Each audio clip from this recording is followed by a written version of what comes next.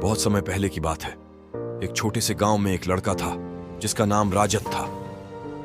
राजत एक सामान्य परिवार से था जो गुजराने के लिए रोजमर्रा की चुनौतियों का सामना कर रहा था।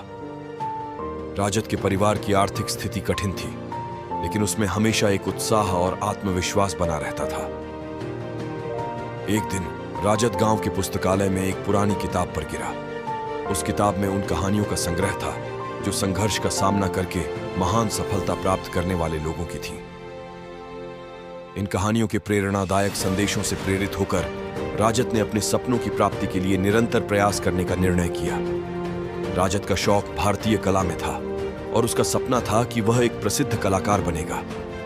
हालांकि उसके परिवार के पास कला सामग्री की व्यवस्था नहीं थी।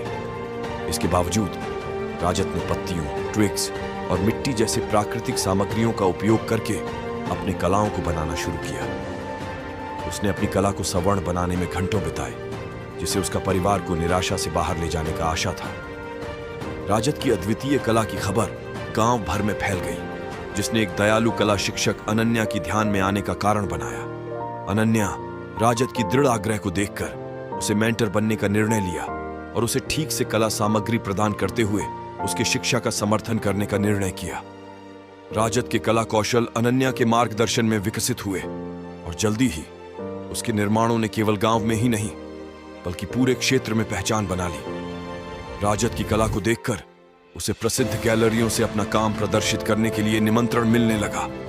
उसकी कला ने सिर्फ गांव ही नहीं बल्कि पूरे क्षेत्र में पहचान बना ली। राजत की कला का प्रसार बढ़ते रहते हुए उसे विभिन्न प्रतिष्ठानों से सम्मानित किया जाने लगा।